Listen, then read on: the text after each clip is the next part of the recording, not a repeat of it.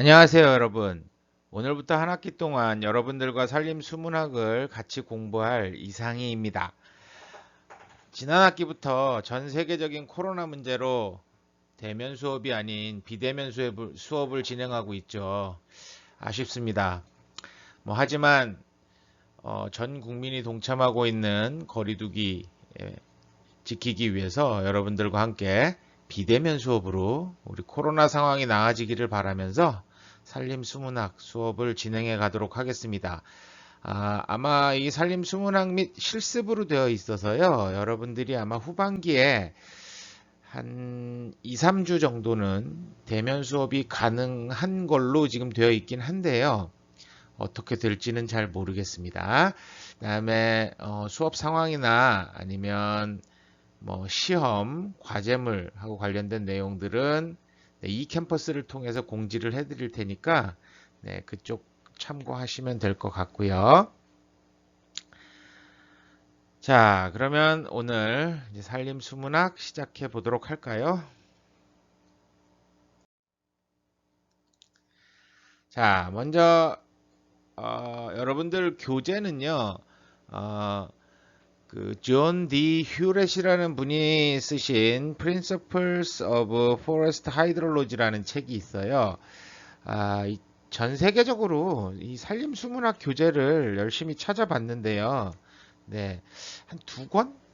한 세 권? 두 권 정도밖에는 안 되더라고요. 그리고 또, 음, 여러분들하고 원서로 진행하기도 좀 어려울 것 같고요. 그래서 일단은,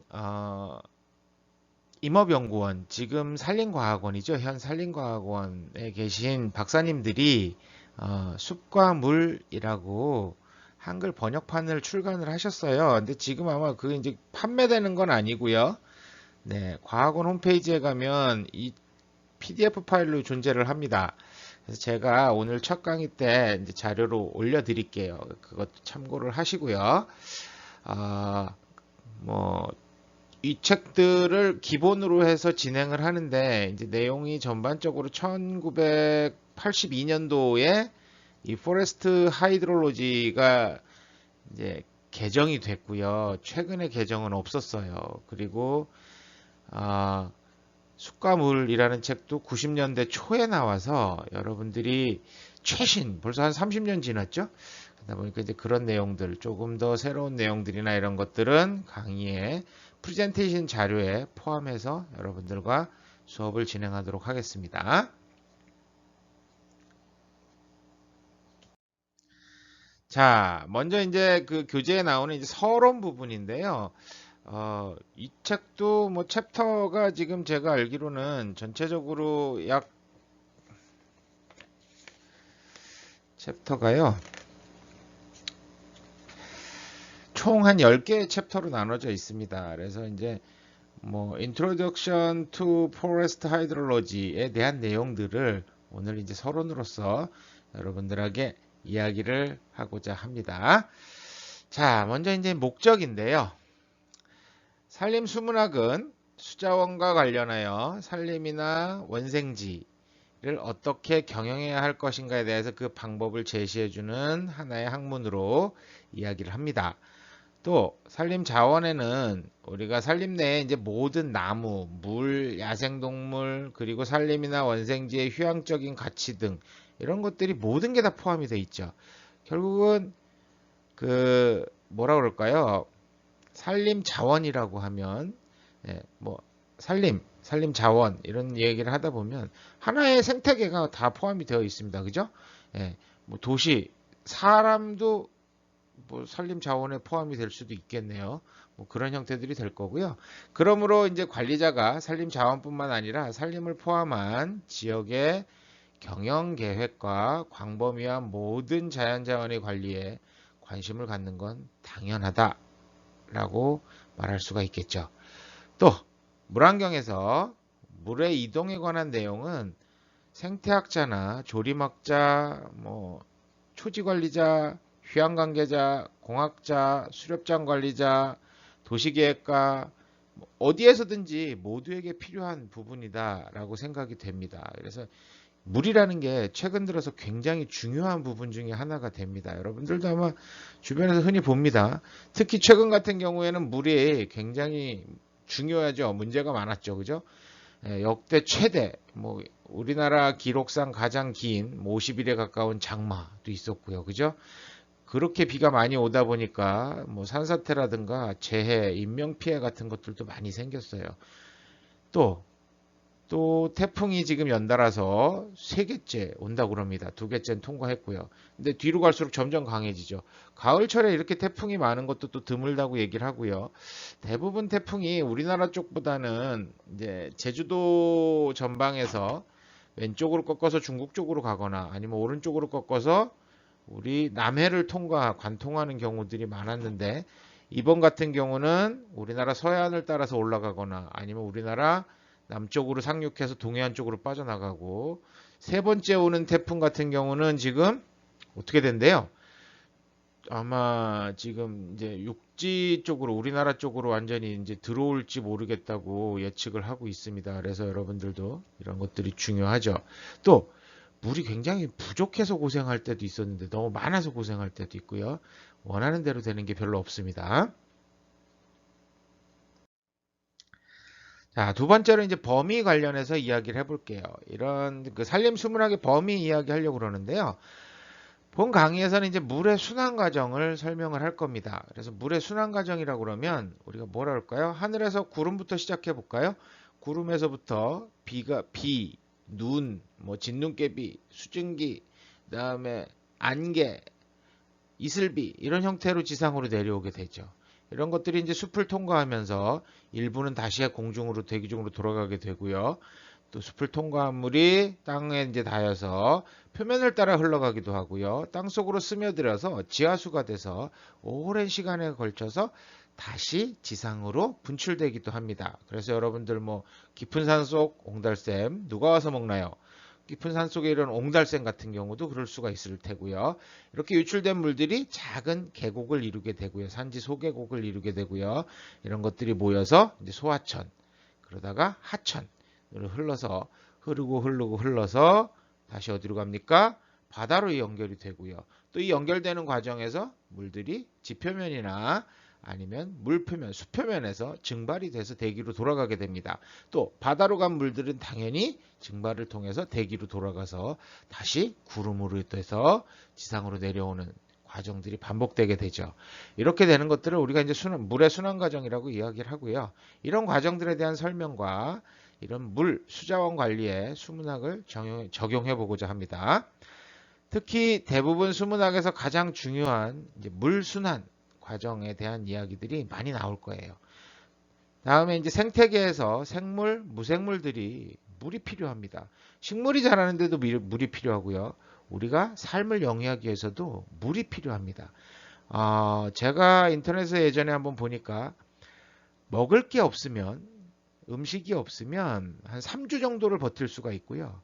물이 없으면 3일 이상을 버티기가 힘들다고 합니다. 그래서 물이 굉장히 중요하죠. 물에 의해서 큰 영향을 받기 때문에 이런 자원관리자들은 복잡한 수환경의 경로와 과정을 잘 알아야지만 제대로 경영을 할 수가 있게 됩니다. 태양은 물의 순환을 지속시키는 역할을 하는데요.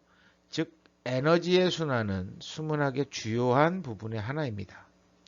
그래서 결국은 물이 하늘에서 내려오고요. 다시 토양이나 지표면을 통해서 하천으로 가고요.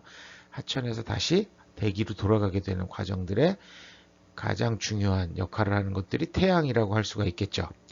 자, 물에 있는 에너지는 구름에서 대양을 왕래하면서 이런 방출과 흡수를 반복하는 이런 과정들이 겪게 됩니다. 여러분들이 더울 때 에어컨을 트는 것도 물의 특성을 이용을 합니다. 그래서 에너지의 특성을 이용해서 수증기를 만들면서 우리가 열을 뺏기게 되고요. 에너지를 뺏기게 돼서 시원함을 느끼게 되는 그런 상황들이 되겠죠. 자, 이런 것들에 대한 내용들을 쭉 아마 앞으로 진행을 할 것 같습니다.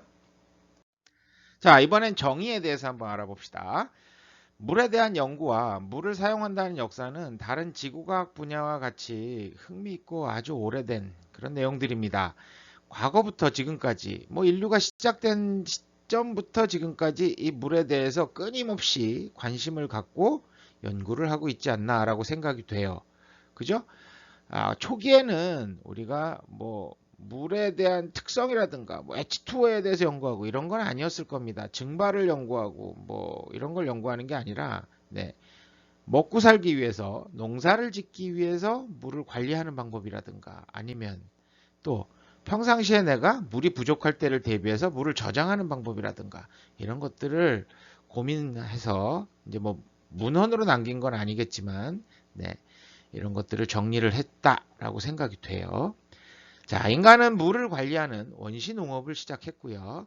이것은 현대의 유역 관리 개념과 동일하다라고 보시면 돼요. 그럼 어, 과거의 내용들은 우리가 문헌으로 남아 있는 게 아니고요. 이런 것들이 하나의 뭐 고고학적인 발굴이라든가 이런 것들을 통해서 우리가 추정을 하고 있죠. 또 과거에 우리 뭐 동양에서도 볼까요? 중국이나 한국에서의 성군이라고 그러죠. 그죠? 훌륭한 임금은 예, 치수 이런 것들을 잘 해야 된다라고 이야기를 했습니다. 물을 다스리면 예, 나라를 제대로 관리하고 있다라고 이야기할 정도로 물을 굉장히 중요하게 역할을 했어요. 자, 현대에 오면서는 이런 것들이 하나의 학문 분야로 자리 잡기도 하고요. 또 훨씬 더 많은 물을 사용하게 되면서 굉장히 중요한 부분이 된 거라고 생각이 됩니다. 자, 지금도 특별한 목적을 위해서 충분하고 좋은 물을 공급하는 물 관리자가 있는 한편, 최근의 수자원 연구자들은 유역 내의 수문 과정과 인간 활동과의 관계에 상당히 많은 연구를 하고 있습니다. 그래서 굉장히 많은 성과를 이루기도 하고요. 또 지구에 대해서만 하는 게 아니죠. 네. 우리가 이제는 과학이 발달하면서 지구가 아닌 다른 별들에 물이 있는지 없는지, 그 물을 우리가 쓸 수 있는지 없는지 이런 것들까지도 연구를 하고 있죠. 자, 과거에 이제 수자원 관리자는 이렇게 생각을 했었어요. 물이란 발견한 후에 사용 지점까지 이동만 하면 된다라고 생각을 했다라고 합니다. 왜 그랬을까? 과거에는 물 요구량이 1인당 하루에 한 20리터 정도도 안 썼대요.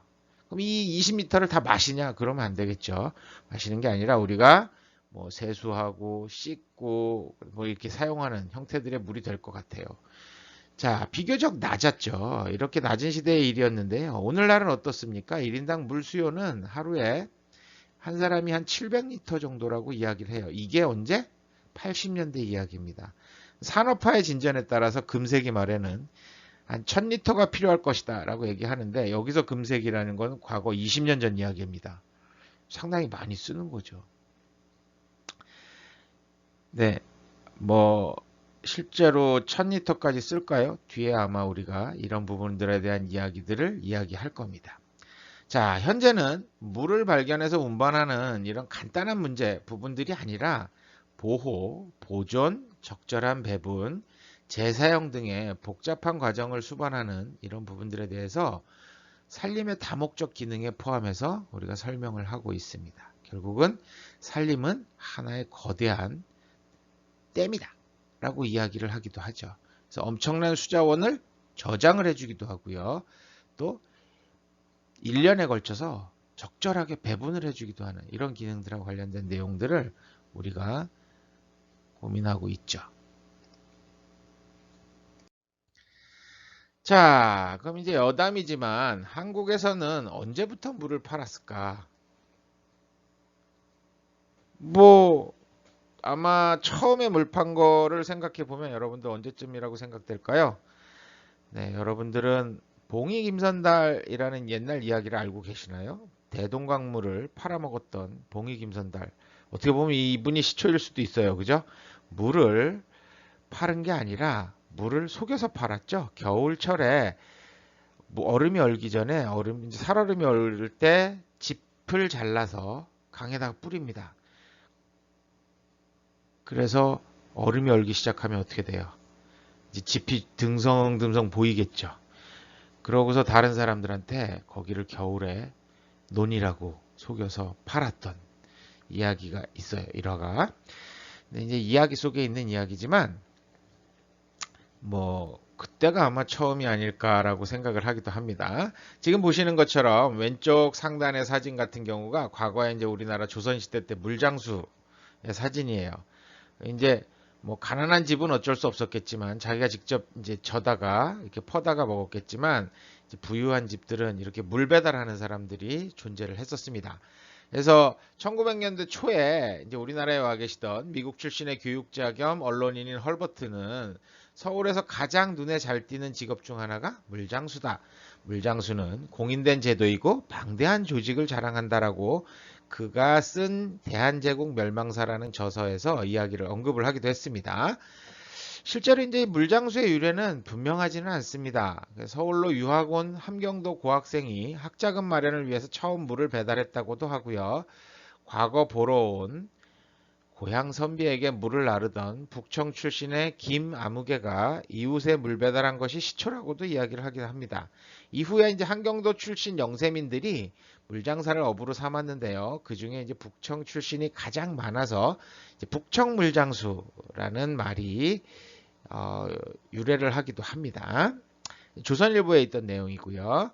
그다음에 이제 한겨레 신문 내용을 보면 오른쪽 아래에 있는 사진인데요. 뭐 생수 만드는 생수 공장이죠. 자, 우리나라 한국에서 이제 공식적으로 이런 생수 언제부터 팔았을까? 제가 아마 고등학교 다닐 때만 하더라도 생수를 판다는 얘기는 굉장히 생소했어요. 뭐 근데 실제로는 1976년도에 미군 부대에 납품된 다이아몬드 정수라는 생수가 시초라고 우리나라에서 최초에 판매된 생수의 시초라고 이야기를 합니다. 그다음에 이후에 금지돼 있었어요. 그러다가 1988년도에 서울올림픽 조직위원회에서 생수회사랑 계약을 해서 88올림픽 대회용 생수를 올림픽 선수라든가 관계자들에게 한시적으로 납품을 하게 됩니다. 그리고선 다시 금지됐어요. 법적으로 금지가 됐어요. 그러다가 수돗물 중금속 검출 소동이 1989년도에 있었고요. 90년도에는 또 발암물질인 트리할로멤탄이 수돗물에서 검출되는 그런 파동도 겪습니다. 그 다음에 뭐 전국적으로 난리가 났었어요. 1991년도 같은 경우는 낙동강물이 페놀에 오염돼서 이제 문제가 됐죠. 왜냐하면 낙동강에서 수원지에서 상수도 사업소로 물을 옮겨서 수돗물을 만드는데 여기에 이제 페놀이 검출이 된 거죠. 그래서 뭐 전국적으로 난리가 났습니다. 이런 과정을 거치면서 드디어 이제 1994년도에 3월 16일 보건사회부라고 그러죠. 지금의 이제 보건복지부입니다. 보건복지부에서 생수의 국내 시판을 공식 허용한다고 발표를 하게 되고요. 이때부터 이제 전국적으로 생수를 판매합니다. 근데 이 당시만 하더라도 그렇게 많이 사 먹지 않았어요. 굉장히 이제 돈 있는 사람들이 사 먹는 물을 돈 주고 사 먹는다는 게 상상이 됨. 지금은 당연하게 여기죠. 근데 과거에는 물을 돈 주고 사 먹는다? 글쎄요. 제가 어릴 때도 물은 돈 주고 사 먹는 건 아닙니다. 주변에서 아무 데서나 떠먹을 수 있었어요. 그냥 다 먹을 수 있었습니다. 근데 지금은 어렵죠. 사 먹는 게 정상적인 것으로 보입니다. 그럼 왜 이렇게 반대를 했을까요? 정부에서도 비슷한 생각을 했던 것 같아요. 사회 계층 간에 위화감을 조성한다는 이유로 이때까지 94년도까지 금지가 됐었다라고 이야기를 합니다. 자, 그럼 이제 이번 시간에 필요한 아니면 앞으로도 필요한 내용이기도 하고요. 산림 수문학과 관련된 용어와 관련된 이야기들을 해볼까 합니다. 우리 이제 수문학 하이드롤러지라고 그러죠. 지구상에 있는 모든 형태의 물에 관한 학문으로 물의 분배라든가 순환, 그다음에 화학적, 물리적 성질, 그리고 물에 대한 환경의 영향에 관한 이런 학문 다루는 학문을 우리가 수문학이라고 합니다. 네, 간만에 강의를 녹음을 하려고 그러니까 목이 말라서 마른 재채기가 자꾸 나오네요. 자, 수문학은 유역관리의 기초가 되기도 하고요. 때때로 사람들은 수문학과 수리학을 혼동하기도 합니다. 수문학은 물 그 자체를 연구하는 학문이고요.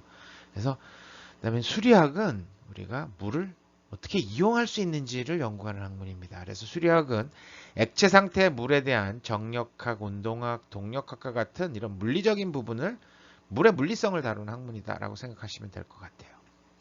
수리학은요. 액체 상태의 물에 대한 정력학, 온동학, 동력학 같이 이런 물리적인 부분을 다루는 학문이라고 좀 전에 말씀을 드렸고요. 자, 수문학에서는 물을 동적으로 취급합니다. 그래서 결론적으로 보면 자, 우리가 농경지에다가 예, 농경지에다가 물을 대야 돼요. 논에 물이 들어가야 되죠. 그죠? 1년 내내 저수지를 만들어서 물을 보내줄, 이건 수리학 분야입니다. 그래서 물을 그 지역, 하류 지역에 있는 농경지로 물을 지속적으로 보내려면 어느 정도의 크기의 저수지가 필요하다. 이런 것들을 할 때 필요한 건 수리학이고요. 하늘에서 내리는 빗물이 땅을 통해서 다시 대기로 돌아서 하늘로 돌아가는 이런 과정들을 관련된 증발산이라든가 증산, 이제 증산, 증발산, 뭐 아니면 지하수 흐름, 그다음에 지표면 흐름, 침식 이런 관련된 내용들을 연구하는 부분들을 우리가 수문학이라고 이야기를 할 수가 있겠습니다. 자, 산림수문학. 이제 산림수문학은 수문학에서 이제 파생된 한 분야라고 생각하시면 될 것 같은데요. 산림과 원생지, 우리가 이제 뭐 동식물이 살고 있는 그런 이제 지역들을 이야기를 하는데요. 이런 곳에 식생이 물의 순환, 침식, 수질 및 기후에 미치는 영향을 다루는 수문학의 한 분야라고 이야기를 할 수 있습니다. 그럼 물순환이 이루어지는 임지 및 산림 지역에서의 물의 성질, 현상, 분포에 관한 기초적인 연구들을 수행을 하게 되고요. 인간 환경으로서의 수문학적 과정 중에 여러 현상에 미치는 산림 영향에 관한 연구도 진행을 합니다. 이들 응용 분야로 유역관리, 수자원 보전 등의 구체적인 방법 및 그 외의 임업기술의 응용에 관한 연구 같은 경우도 진행이 되죠. 자, 그럼 이제 여기 나오는 수자원 관리는 농업, 산업, 휴양 목적, 그리고 가정에서 사용하기 위하여 물을 개발, 저장, 이동시키는 일련의 과정을 관리하는 부분들을 수자원 관리라고 이야기를 합니다. 즉, 물의 개념을 석탄, 목재, 섬유 또는 석재 같은 이런 하나의 자원으로서 천연 자원으로 생각을 하는 접근 방식이라고 생각하시면 됩니다. 그러면 이제 수자원 관리자에는 환경공학자, 관계 전문가, 홍수방지 시설 전문가, 그리고 댐 관리자 이렇게 다양한 분야에서 포함이 돼 있다라고 생각을 하시면 될 것 같습니다. 자, 이번에는 이제 유역 관리에 대한 용어인데요. 유역 관리란 용어는 워터쉐드 매니지먼트 이야기를 하는데요. 보통 이제 임업인과 토양 보전 관계자들이 사용하는 용어입니다. 유역, 물이 모여드는 한 점으로 모여드는 그런 곳들을 우리가 이제 유역이라고 이야기를 해요. 하늘에서 내린 비가 흐르고 흘러서 어느 한 지점으로 모이게 되는 경계, 바운더리를 우리가 이제 보통 집수구역 아니면 유역이라고 이야기를 합니다. 1944년도에 Society of American Foresters, 뭐 번역하면 미국 산림관리협회 정도 되나요? 여기에서 만들어진 산림용어집에 처음 유역관리라는 말이 규정이 되어 있습니다. 그래서 유역관리란 수자원 공급과 물을 생산하는 자원을 보호하기 위해 1차적으로 유역의 천연자원을 관리하는 것이고요. 침식 및 홍수 방지와 주변 경관의 보호를 포함한다라고 되어 있습니다. 또 천연자원의 관리란 현재나 미래의 인간 생활에 필요한 것을 만족시키기 위해 모든 토지 자원을 개발하고 관리하는 일을 의미한다라고 이야기를 합니다. 자, 그다음에 이제 산림 영향학이라는 게 있어요. 산림이 미치는 영향을 연구하는 부분이에요. 그러니까 굉장히 광범위한 학문 중에 하나입니다. 그래서 기후, 물의 순환, 침식, 홍수, 그리고 토양의 생산성에 대해서 산림이 주는 모든 효과를 포함하게 되고요. 1863년에 조지 P. 마시에 의해서 만들어진 용어입니다. 이분이 이제 처음으로 산림 영향학이라는, 뭐 우리말로는 아니겠죠. Forest Influences라는 이제 말을 쓰게 된, 이제 이분이 처음 언급을 하셨어요. 그래서 처음에는 그 자체가 하나의 독립된 학문으로 정의가 되어 있습니다. 근데 나중에 이 산림 영향학에서 파트가 나눠지겠죠. 기후 관련된 건 어떻게 될까요? 네, 기상으로 넘어갈 때고요. 그죠? 기상학. 그다음에 물의 순환 관련된 부분 하려니까 산림 수문학이 들어가야 되고요.